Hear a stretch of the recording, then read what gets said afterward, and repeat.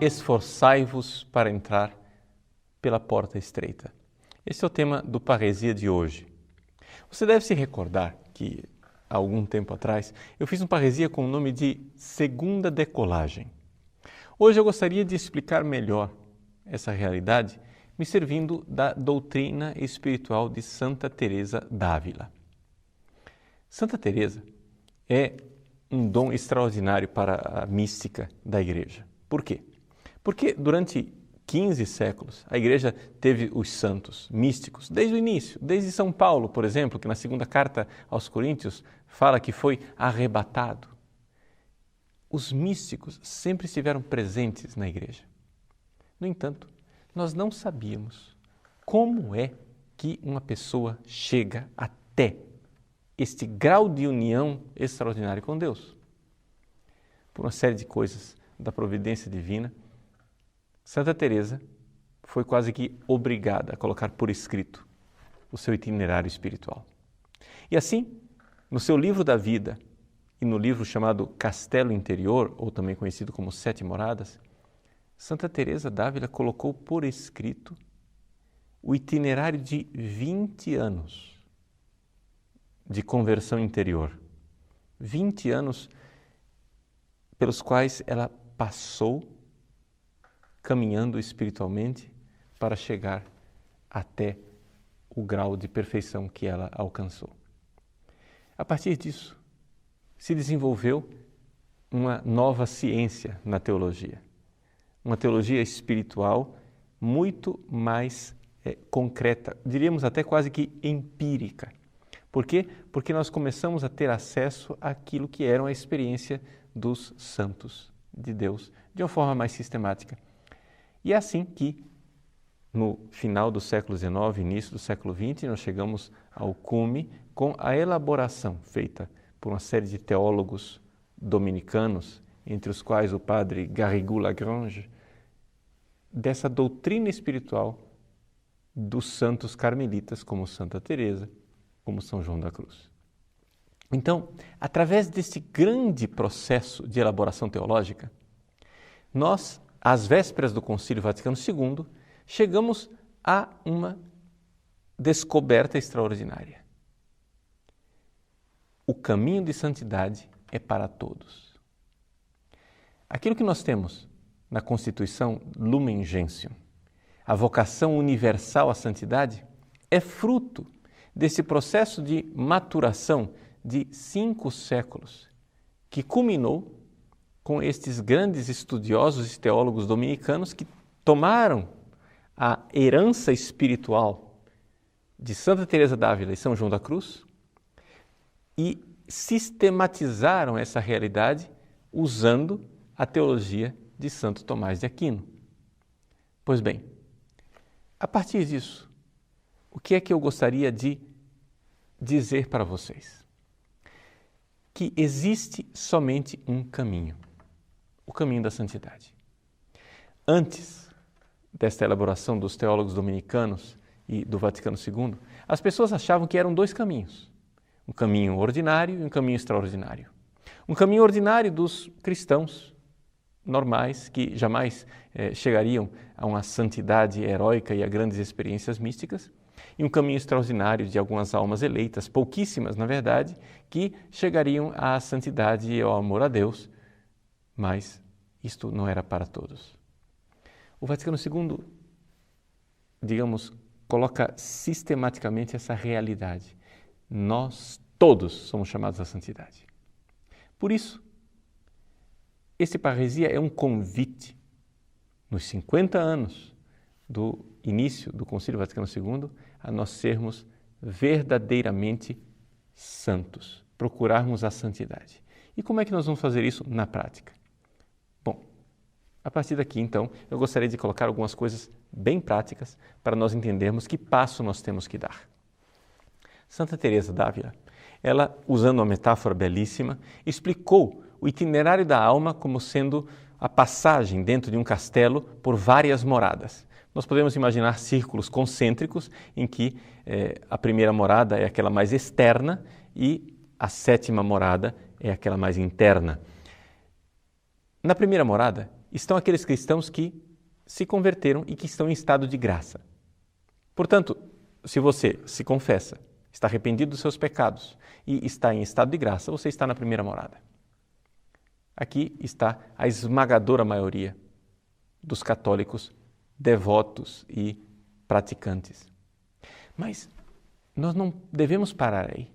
Nós somos convidados a progredir, a ir para a frente, para chegarmos até o núcleo, a sétima morada, onde nós poderíamos viver o matrimônio espiritual, a união perfeita da alma, o quanto essa perfeição é possível nesse mundo, a união perfeita da alma com a Santíssima Trindade.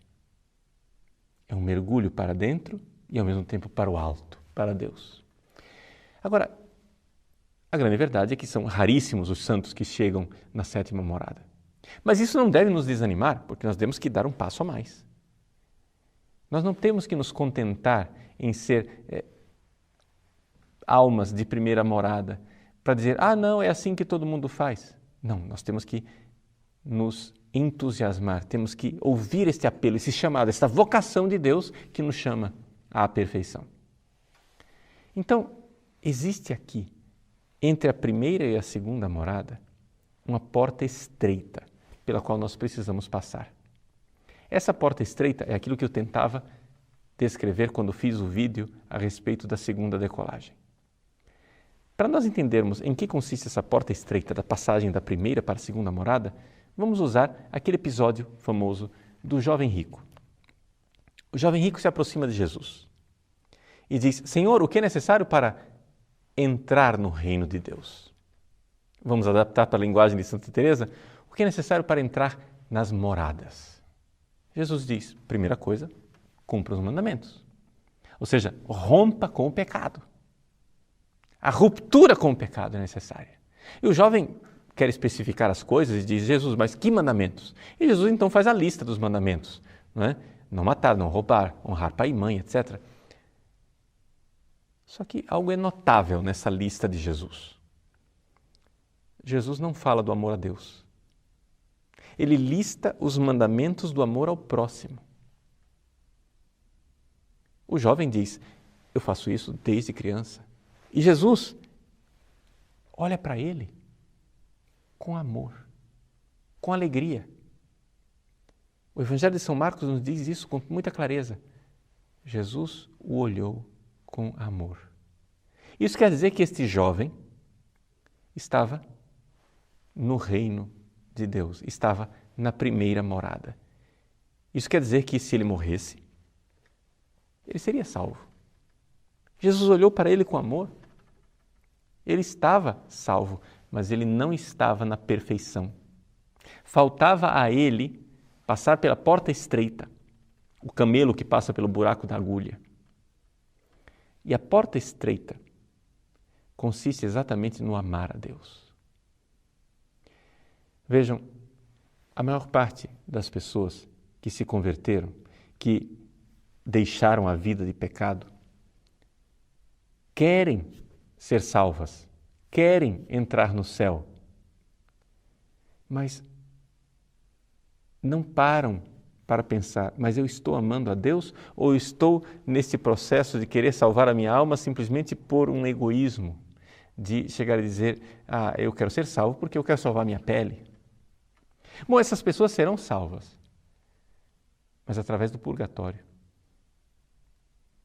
Para que você realmente tenha um upgrade, para que você tenha uma segunda decolagem, você precisa passar pela porta estreita. E a porta estreita consiste em se decidir de forma resoluta, eu quero amar a Deus, eu quero pagar o preço de amar a Deus. E é por isso que Jesus então pede para o jovem rico. Então, te falta uma coisa para ser perfeito. Vai e vende tudo que você tem, depois me siga. Ali Jesus está provocando o jovem ao amor a Deus sobre todas as coisas. Porque ele, Jesus, é o amor a Deus sobre todas as coisas que se fez carne. Ele é Deus que se fez carne e, portanto, precisa ser amado. Vai vender tudo e me segue, faça uma opção, prefira Jesus acima de tudo. Aqui está o diferencial do cristão de segunda morada. Quem está na segunda morada ainda não é capaz de amar a Deus sobre todas as coisas, ainda está num estágio de luta. Mas esta luta, no entanto, já é uma luta de quem se decidiu. Eu quero amar a Deus. Eu quero entrar nessa dinâmica de amor. Eu quero amá-lo. Então, se nós pudéssemos assim ser bem práticos, vamos descrever o estado de quem está na primeira morada e o estado de quem está na segunda morada. Na primeira morada, a pessoa rompeu com o pecado. Ela tem uma vida de oração, embora seja um pouco salário mínimo. Ela também faz alguns sacrifícios e penitências, embora ela ainda ache que, de alguma forma, Deus é um estraga-prazeres, é um desmancha-prazeres. Por quê? Porque a grande ilusão da alma que está na primeira morada é que ela acha que pode ser de Deus e, ao mesmo tempo, ser mundana. Ela quer fazer uma aliança com Deus, mas ela não quer romper com o mundo. A alma que está na primeira morada, ela rompeu com o pecado, mas ela não rompeu com a mundanidade, com as ocasiões de pecado. Para fazer uma comparação, a gente podia dizer assim, que a alma que está na primeira morada é como se fosse uma pessoa que está fazendo o jejum. Entra num restaurante, pede o cardápio, lá com aquele cardápio ele fica folheando o cardápio, pede uma água mineral, chama o garçom, pergunta a respeito dos pratos, o garçom descreve os pratos, ele vai, fecha o cardápio, paga a conta da água mineral e vai embora. Ele não pecou. Ele continuou fazendo seu jejum, porque a água não quebra jejum. Mas se colocou numa ocasião de pecado. Ele não vê que não pode ficar brincando na beira do abismo. Assim, a alma que está na segunda morada, ela sente o apelo de romper com o mundo, com a mundanidade. É aqui que nós vemos que, de alguma forma, existem pessoas que estão distorcendo o ensinamento do Concílio Vaticano II e fazendo com que as pessoas façam exatamente o contrário daquilo que o Concílio nos ensina. Quando o Concílio Vaticano II diz que nós temos que dialogar com o mundo moderno, essas pessoas interpretam dizendo assim, se eu preciso dialogar com o mundo moderno, quer dizer que eu não posso romper com a mentalidade mundana. Não é isso. Dialogar com o mundo moderno para evangelizá-los e trazê-los para dentro das moradas, para fazer com que eles rompam a mentalidade mundana. Não se trata de nós mundanizarmos a igreja.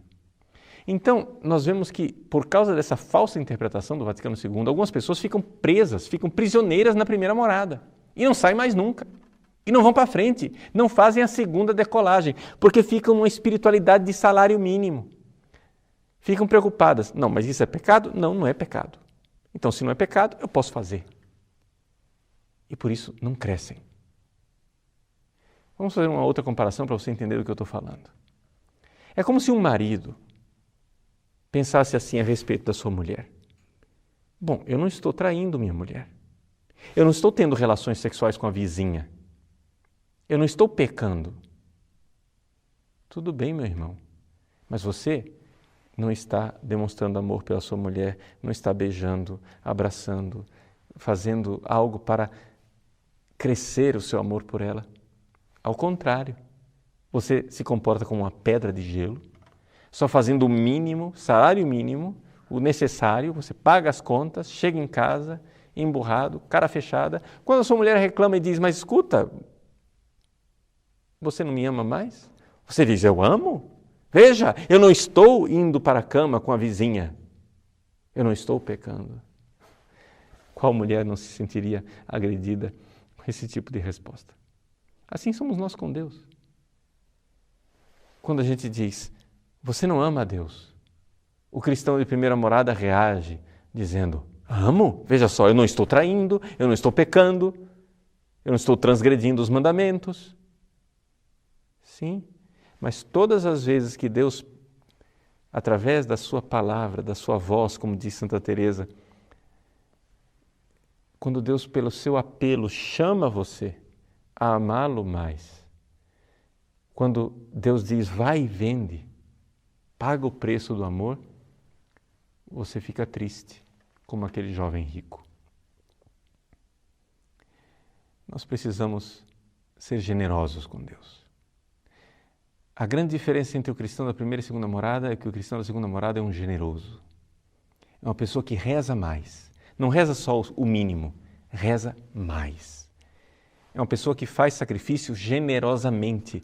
Não faz somente aquele sacrifício mínimo, mas ela se doa generosamente.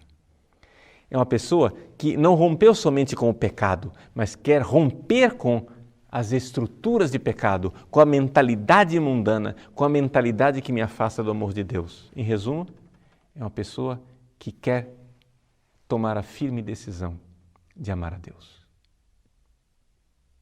O problema do cristão da primeira morada é que ele entrou no castelo, mas junto com ele, diz Santa Teresa, entraram tantos animais perigosos, ou seja, as suas paixões. E o cristão da primeira morada não quer lutar contra as suas paixões. Quando eu escrevi aquele livro, Um Olhar que Cura, algumas pessoas, me lembro especificamente de uma religiosa, algumas pessoas me taxaram de moralismo, dizendo, mas você está exigindo demais das pessoas? Você está sendo muito moralista? Não se trata de moralismo. Aquilo não é um livro de moral.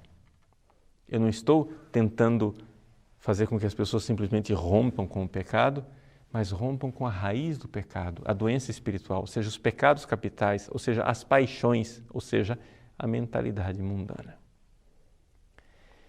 É necessário dar esse processo, é necessário entrar nessa dinâmica de não somente me preocupar com o pecado, mas me preocupar com a raiz do pecado que está dentro de mim. Agora, isso se faz de uma forma muito concreta quando nós nos jogamos nos braços de Deus como alguém que quer amar. Veja, esse caminho das 7 moradas de Santa Teresa é, na verdade, um caminho do amor, é um caminho do progresso do amor. Então, quando você entra pela porta estreita da segunda morada, você entrou num caminho de amar a Deus cada vez mais e amar a Deus cada vez mais generosamente, pagando o preço desse amor e deixando Deus modelar seu coração no amor. É assim que o reino de Deus acontece no seu coração. Então, gente, vamos lá. Olhemos para Cristo que nos amou. Olhemos para Cristo que pagou o preço máximo, nos amando sobre todas as coisas. E ao olhar aquele amor que nos amou desta forma extraordinária, que o nosso coração se sinta convidado por esta voz, por esse apelo. Como não amar de volta quem me amou assim? Como não responder com generosidade quem se doou tão generosamente? Vamos então passar pela porta estreita. Vamos parar de ser mesquinhos, tacanhas. Vamos parar de olhar para Deus com salário mínimo, com conta-gotas e vamos nos doar generosamente.